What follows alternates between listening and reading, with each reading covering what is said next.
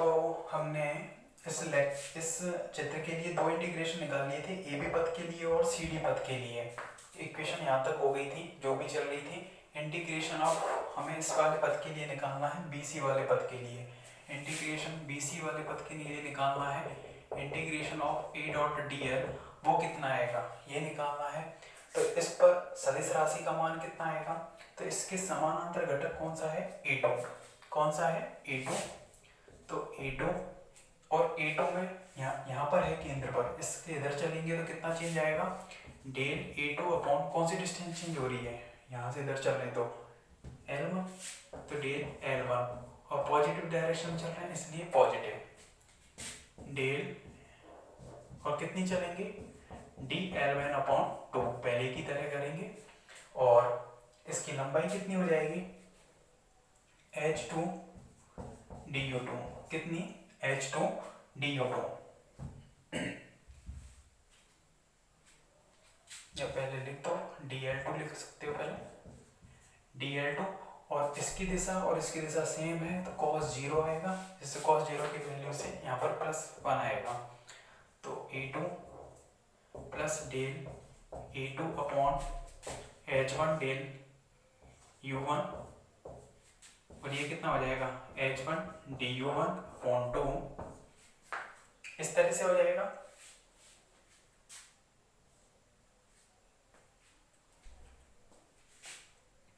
और इसकी वैल्यू कितनी हो जाएगी, H2 du2, यहाँ तक लिखें इसको, और इसको अंदर पहुंचा देंगे तो A2 H2 du2, H1 से H1 गया, del A2 upon del U1, ठीक है,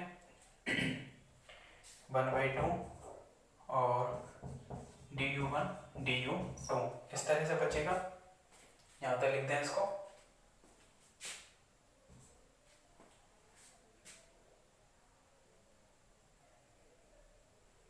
पिछले वाले में इंटीग्रेशन में देख लेना कि यहाँ पर जो आ रहा था वो हमने लिखा या नहीं लिखा था, उसको चेक कर लेना एक बार कि लास्ट उसमें लिखा था या नहीं लिखा था, ठीक है।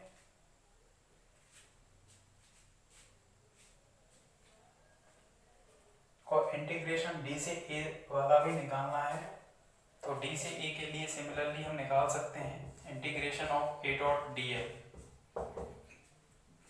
इसको नेक्स्ट इक्वेशन डाल देना जो भी चल रही है आपकी,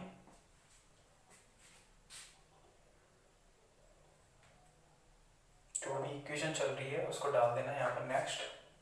और इसके बाद डी से ए तक के लिए इंटीग्रेशन करना है, यानी इस पथ के लिए, तो इस पथ की लंबाई और इस पथ पर हमें सदिश राशि का मान चाहिए, तो वो कितनी होगी, सेम इतनी ही आएगी, लेकिन ये वाला चिन्ह है अंदर वाला, ये ध्यान रखना, सेम ऐसे ही चलेगा।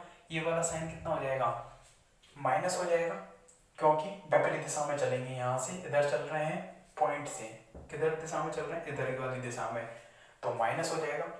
अंदर वाला साइन तो ये देखना है कि कौन सी डायरेक्शन में चल रहा है, इस केंद्र से नीचे चल रहे हैं तो माइनस, ऊपर चल रहे हैं तो प्लस, इधर चल रहे हैं तो प्लस, इधर चल रहे हैं तो माइनस, जैसे निर्देशांक होते हैं उसी के अनुदिश, +x +y और +z, और अपोजिट चल रहे हैं तो माइनस। और बाहर वाला तो डॉट प्रोडक्ट की वजह से आ रहा है, क्योंकि दोनों के बीच में क्या हो रहा है, डॉट हो रहा है, तो A2 H2 du2 इतना आएगा, और ये माइनस हो जाएगा, अंदर वाला साइन माइनस ही होकर आएगा, तो माइनस में half del A2 upon del U1 du1, कुछ और रह गया था इसमें, H1 से H1 गया, A2 H2 इस तरह से लिख देना, इसके साथ लिख दिया A2 H2, और बाहर आ जाएगा du1 du2। तो यहाँ तक कंप्लीट हो गया। और A2 H2 du1 du2 equation number next डाल देना इसको। तो चारों हमारे पास जो इंटीग्रेशन है उनकी वैल्यू हमारे लिए इसमें आ गई है, और चारों जो इंटीग्रेशन है उनकी वैल्यू कहाँ पर डालनी है। एक चीज और ध्यान रखना है, इसमें थोड़ा मिस्टेक हो गई है, इसमें अंदर वाला चिन्ह तो माइनस ले लिया हमने, लेकिन बाहर वाला जो चिन्ह है बाहर वाला जो चिन्ह है वो किसकी वजह से पॉजिटिव आएगा या नेगेटिव आएगा, बताओ। डॉट प्रोडक्ट होने की वजह से बाहर वाला चिन्ह, क्योंकि इसकी दिशा तो नीचे है, इसकी दिशा ऊपर है, तो वो कैसा आएगा, नेगेटिव। बाहर का चिन्ह कैसा आएगा, नेगेटिव।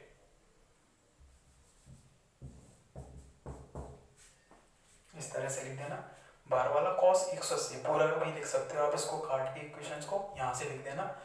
तो ये वाला चिन्ह तो क्या रहेगा, माइनस रहेगा, और बाहर वाला भी माइनस रहेगा, तो ये दोनों माइनस आ रहे हैं इस तरह से, तो माइनस माइनस इस तरह से कर लेना उनको, ठीक है।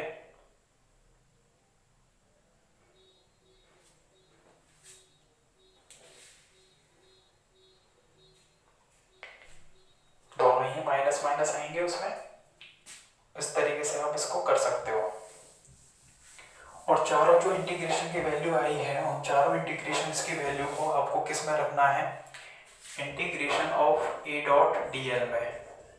और बताओ इसको रखकर कितनी वैल्यू आ रही है यहाँ पर, integration of A dot D L. चारों जो समीकरण हैं उनको नेक्स्ट में क्रम से नंबर डाल देना और उसमें वैल्यू पुट कर दो integration of A dot D L में। और वैल्यू कितनी आ रही है देखो, बताओ मेरे को।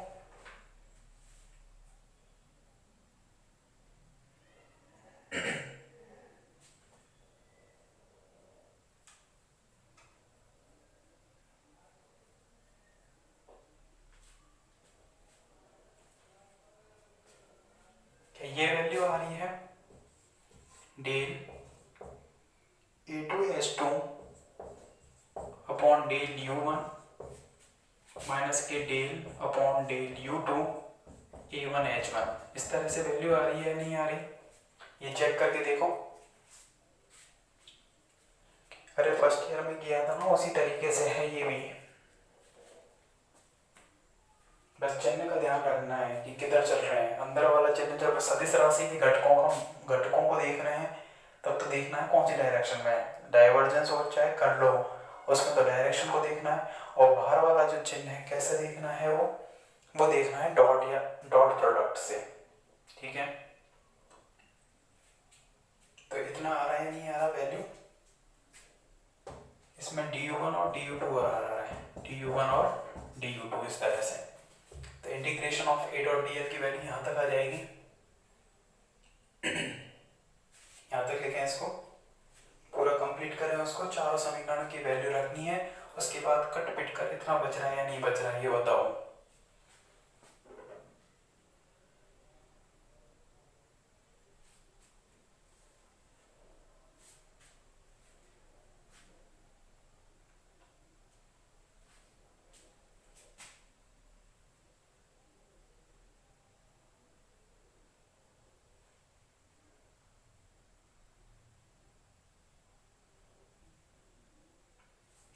ठीक है, यहाँ पर नेक्स्ट इक्वेशन डाल देना, इसको जो भी चल रही है आपकी नेक्स्ट इक्वेशन डाल देना। तो इसके बाद अतः जो समीकरण 1 था उसमें हम वैल्यू पुट करेंगे समीकरण 1 से। तो समीकरण 1 से क्या हो जाएगा, समीकरण 1 क्या थी, कर्ल ऑफ ए वेक्टर का मोड ये था। तो उसमें हमें वैल्यू पुट करनी है, limit D A tends to 0, इस तरह से था, या ds लेकर चल रहे थे हम, ds tends to 0 integration of A dot D L. तो integration of A dot D L upon क्या था, ds की वैल्यू कितनी थी यहाँ पर, h1 du1 h2 क्षेत्रफल यानी कि इसका h2 du2 इस तरह से। और इसकी वैल्यू हमने रख दी del a2 h2 upon del u1 minus के del a1 h1 upon del u2 इस तरह से। इसको लिख देना पूरा। और मैक्सिमम वैल्यू से मतलब क्या है, वो लंबवत दिशा में कैसा होगा, मैक्सिमम ही होगा, क्योंकि जो हम इंटीग्रेशन कर रहे हैं वो यहाँ पर इस तरह से करके ना कर रहे हैं, अंदर नहीं कर रहे हैं, उसके एंडिंग पॉइंट्स पर ही कर रहे हैं। एंडिंग जो सीमा है, लिमिट है, उसी पर जाकर कर रहे हैं। तो इसलिए इस इंटीग्रेशन की वैल्यू कैसी रहेगी, ऑलवेज मैक्सिमम ही आएगी। अरे भाई इंटीग्रेशन अंदर कोई पथ लेकर थोड़ी किया था हमने, तो जो ए बी सी डी उसकी सीमा थी उस पथ की, उसी पर किया है, इसलिए उसका मान तो ऑलवेज मैक्सिमम ही रहेगा। तो कर्ल ऑफ ए का जो मोड है वो इतना आ जाएगा, ds की कोई टर्म है नहीं, तो यहाँ से हम इस ds को हटा सकते हैं, कर्ल ऑफ ए का मोड। लेकिन ये मोड कौन सी दिशा में आया है, इस तरह से दिशा कौन सी थी, ये भार वाली, और भार वाली दिशा यानी कि इसको हमने कर्ल ऑफ ए 3 तीसरा घटक, क्योंकि जो 3 के संगत हमने इसको क्या बोल दिया, कर्ल ऑफ ए का थर्ड घटक। इस तरह से यहाँ से du1 du2 और यहाँ पर भी आएगा du1 du2, ये वाला du1 से du2 से वो कैंसिल आउट हो जाएगा, और ds टेंड्स टू 0 है तो उसका कोई मीनिंग नहीं है, यहाँ पर कोई क्षेत्रफल है नहीं, ये लिख दिया डेल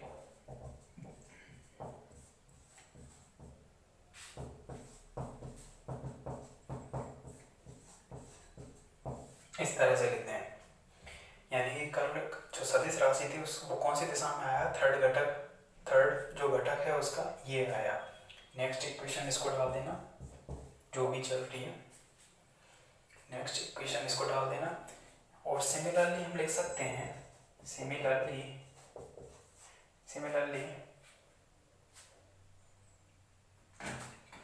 कर्ल ऑफ ए का प्रथम घटक, इस तरह से साइक्लिक रूप में चलना, इसको भी बना लेना 1 2 और 3, इस तरह से साइक्लिक रूप में चलना है। तो 3 के बाद 1, तो H1 की जगह H2, H2 की जगह पे H3, जस्ट आगे बढ़ते हुए जाना है डे, नहीं तो मिस्टेक कर दोगे। सिमिलरली लिख रहे हैं, अगर सिमिलरली नहीं लिखते तो हमें दोबारा से पूरा करना पड़ता है, वो पूरे से हमें इसको डायरेक्शन को चेंज करके यू इस पथ को हमें कौन से में लेना पड़ता है, अगर 1 वाले में निकालना है तो इस वाले में, तो u2 u3 समतल में लेते फिर इस दिशा में निकालते, तो इतना काम नहीं करना है बार बार, एक बार निकाल दिया उसी से। सिमिलरली हम लिखेंगे इसको, तो H2 H3 सॉरी ये 2 हो जाएगा, ये A3 ये H3 माइनस के del A2 H2 upon del u3, और नेक्स्ट इक्वेशन इसको भी डाल देना। इसी तरह से इसको देखते हुए आप नेक्स्ट देख सकते हो, कर्ल ऑफ ए वेक्टर का कौन सा घटक 1 के बाद 2 आ जाएगा। सिमिलरली लिखते जाना, एक एक आगे बढ़ाते हुए जाना है।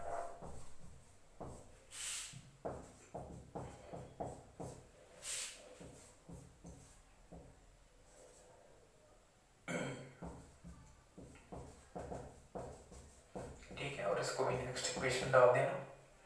तो कर्ल की जो तीनों घटक हैं, क्योंकि सदिश राशि का कर्ल है वो वेक्टर क्वांटिटी है, तो उसके 3 घटक होंगे, जैसे आई कैप जे कैप के कैप के गुणांक होते हैं, उसी तरह से यहाँ पर u1 या e1 कैप e2 कैप और e3 कैप के क्या होंगे, गुणांक होंगे। इस तरह से यहाँ तक लिख लिया, अरे लिख लिया ना,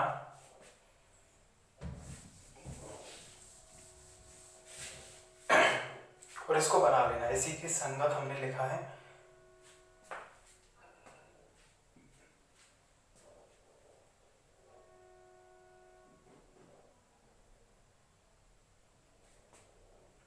इक्वेशन डाल देना। हमें वैल्यू क्या चाहिए, हम फॉर्मूला किसका निकालना चाह रहे हैं, कर्ल ऑफ ए वेक्टर निकालना चाह रहे हैं।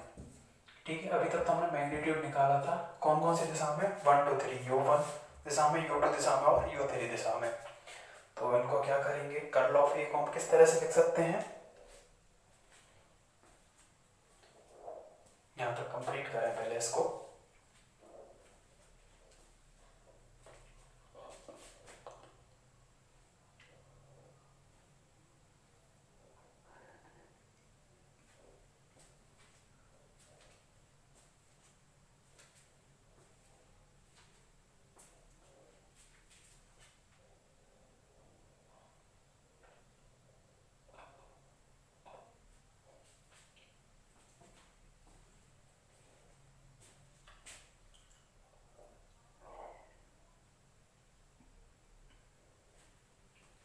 इस तरह से इक्वेशन डालते हुए, चूंकि कर्ल ऑफ ए वेक्टर को हम किस तरह से लिख सकते हैं, कर्ल ऑफ ए वेक्टर का प्रथम घटक e1 cap plus curl of A vector का द्वितीय घटक e2 cap plus curl of A vector का तृतीय घटक e3 कैप, इस तरह से लिख सकते हैं। जैसे xi cap plus yj cap plus zk cap, xi cap मतलब u1 u2 और u3 का काम कर रहे हैं यहाँ पर x y z, तो इस तरह से। और कर लो तीनों की वैल्यू है 1 की 2 की और 3, इन तीनों वैल्यूज को यहाँ पर पुट कर दीजिए इसमें। जो भी समीकरण है ये, इन समीकरण से तीनों से जो भी हैं आपकी समीकरण जो भी बैठ रही हैं उनसे यहाँ पर वैल्यू पुट कर दीजिए कि फलानी फलानी फलानी समीकरण से उपरोक्त समीकरण में मान रखने पर, तो यहाँ से कर्ल ऑफ ए आपका कितना आ रहा है उसको बताओ।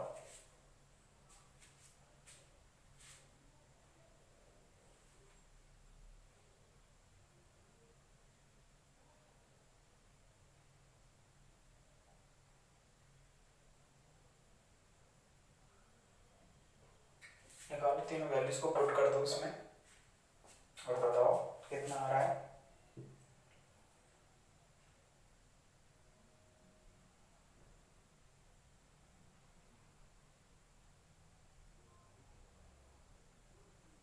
सही से रखना, पहले कर्ल ऑफ ए की 1 वाला प्रथम घटक रखना है, फिर द्वितीय घटक, फिर तृतीय घटक, ठीक है, इस तरह से रखना है उसमें।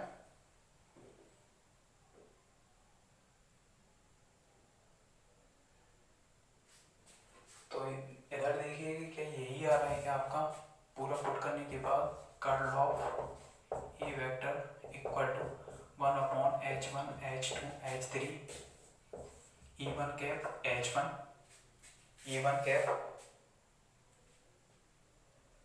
h1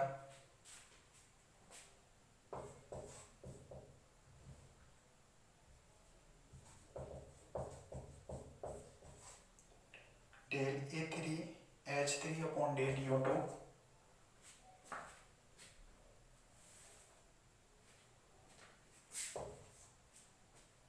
माइनस के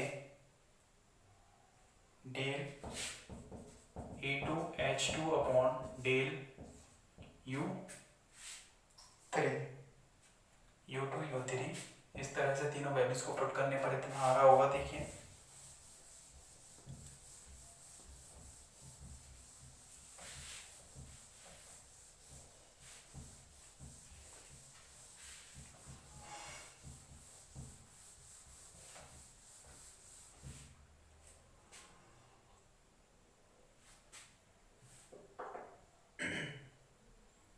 यहाँ तक आ गया e2 कैप h2, आगे लिखना है इसमें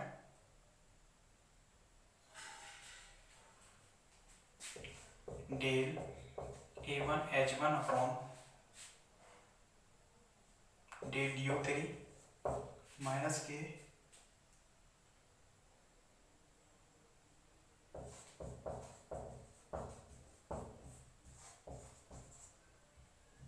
u1, इस तरह से। और तीसरा आ रहा होगा e3 कैप h3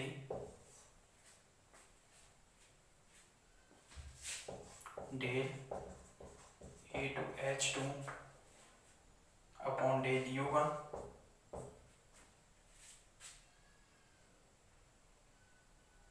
माइनस के del a1 h1 upon del u2,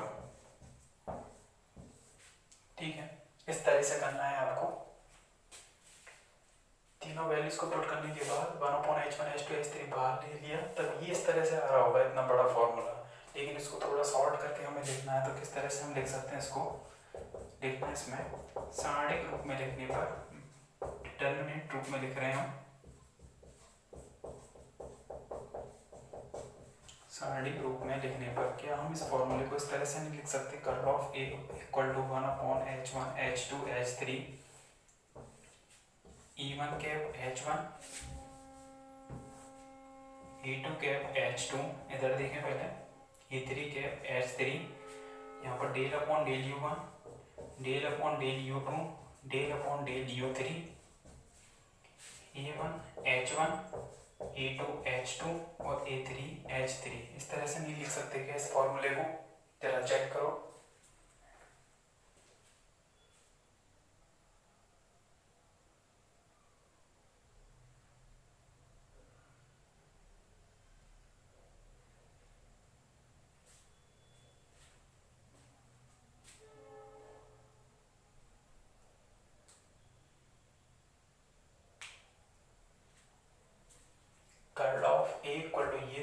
इसमें तीनों की वैल्यू पुट करने के बाद आपका ये आ गया होगा इक्वेशन जो चल रही है, अपने हिसाब से डालते रहना उसमें, क्योंकि पीछे का मेरे को पता नहीं कितनी चल रही थी, इसलिए मैंने कह दिया आपसे अपने हिसाब से डाल देना उनको इक्वेशन। तो कर्ल ऑफ ए इसको हम ऐसे लिख सकते हैं, क्योंकि 1/h1 h2 h3 तो ये है, तो सारणी को किस तरह से सॉल्व करते हो, इसके संगत करोगे तो e1 h1 ये आ जाएगा, इसका इसके साथ करोगे e3 h3, इसका इसके साथ करोगे तो ये वाली टर्म आ जाएगी, माइनस इसका इसके साथ तो ये वाली आ रही है, ठीक है। फिर e2 h2 के लिए हम माइनस लेते हैं बाहर, बीच वाले के लिए माइनस, इसका फिर इसके साथ करते हैं, तो जो माइनस अंदर पहुंचा है उस माइनस से ये माइनस हो जाएगा, और फिर इसका इसके साथ del upon del unit opposite sign हो रहे हैं, ये माइनस का आ रहा था ये प्लस का, तो बाहर वाला पहुंचा तो ये प्लस का हो गया, ये माइनस का हो गया। और इसके बाद E3 H3 कैप के लिए भी, E3 कैप और H3 के लिए इसका करोगे इसका इसके साथ ये आ गया, इसका इसके माइनस इसका इसके साथ, ठीक है, ये आ जाएगा। इस तरह से हमने कर्ल का फॉर्मूला, आपने कार्तीय निर्देश तंत्र में कुछ इसी टाइप का फॉर्मूला पढ़ा था सारणी के रूप में, तो उसको भी देखेंगे, लेकिन इससे पहले एक लाइन लिखेंगे नीचे, उपरोक्त समीकरण लांबिक वक्र रेखीय निर्देश तंत्र में, उपरोक्त समीकरण लांबिक वक्र रेखीय निर्देश तंत्र में, उपरोक्त समीकरण लांबिक वक्र रेखीय निर्देश तंत्र में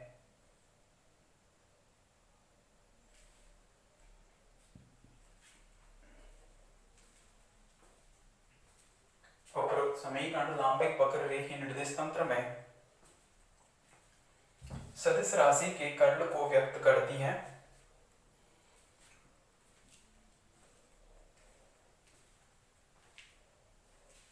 सदिश राशि के कर्ल को व्यक्त करती है। इसको लिखने के बाद यदि यहाँ पर हम h1 h2 h3 जैसा कार्तीय निर्देश तंत्र में इनकी वैल्यू 1 होती है, कैसे होती है इसको निकालेंगे भी हम आगे। अगर हम यहाँ पर ये रखते हैं 1 u1 u2 u3, इनको किससे रिप्लेस कर दें कार्तीय में, x/z से, ऐसे लिख दिया ना कार्तीय निर्देश तंत्र में।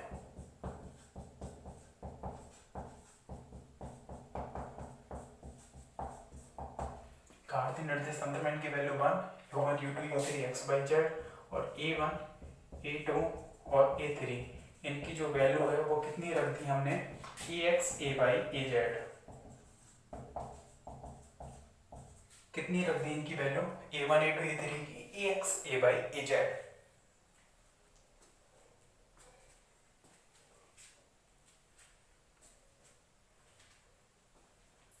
तो कितना आ जाएगा बताओ फॉर्मूला यहाँ से, कर्ल ऑफ ए, ये तो 1 हो जाएगा, और एक चीज और रख देना e1 कैप e2 कैप और e3 कैप, इनकी वैल्यू कितनी रख दी, i/j/k,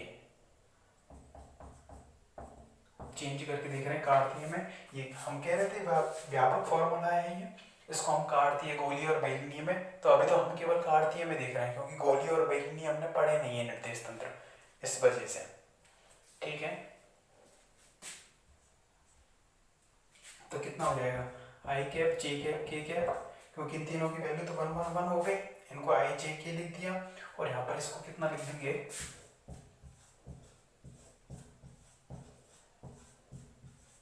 इस तरह से लिख देंगे, और ये ax ये a/y और ये वाला कितना हो जाएगा, az हो जाएगा, ठीक है।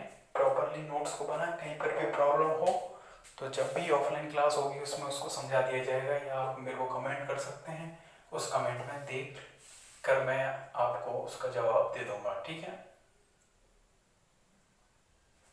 और यदि किसी को प्रॉब्लम है तो बाद में जब भी ऑफलाइन क्लास होगी तो उसको दोबारा देख लेंगे, ठीक है। तरीके से अपना जिस तरह से क्लास में नोट्स बनाते हैं उसी तरीके से अपने नोट्स बनाएं, अच्छे से समझते हुए हर चीज को। तो कर्ल ऑफ ए के लिए हमने दो चीजें निकाली थी, तो लाइन इंटीग्रेशन निकाला था और उसका क्षेत्रफल, दोनों को हमने भाग दिया था और उससे ये फॉर्मूला निकाला है, बस इतना सा काम है। तो वहां पर थोड़ी सी दिक्कत आ रही थी, वो किस में आएगी, integration of a dot dl में, उसमें दिक्कत आएगी। तो उसके लिए ध्यान रखना चिन्हों का कि अंदर वाला चिन्ह तो किससे आ रहा है कि कौन सी डायरेक्शन में आप चल रहे हो, और बाहर वाला साइन इसकी डॉट की वजह से आ रहा है कि जो आप पथ ले रहे हो और सदिश ले रहे हो वो दोनों यदि सेम डायरेक्शन में है तो पॉजिटिव हो जाएगा cos 0 की वजह से, और यदि अपोजिट है तो 180 की वजह से cos 180 का मान कितना होता है -1। इस वजह से वो चिन्ह आ रहे थे प्लस और माइनस के। तो ये ध्यान रखते हुए A डॉट डी हमें वहाँ पर निकालना था। तो इसके नीचे लिखना उपरोक्त समीकरण कार्तीय निर्देश तंत्र में, उपरोक्त समीकरण कार्तीय निर्देश तंत्र में, उपरोक्त समीकरण कार्तीय निर्देश तंत्र में सदिश राशि के कर्ल को व्यक्त करती है। ये तो लंबिक में हो गया था और वो वाला कार्तीय में। ठीक है, यहाँ तक ग्रेडियंट हो गया आपका कंप्लीट, डाइवर्जेंस हो गया और CURL यानी कि कर्ल हो गया। ठीक है,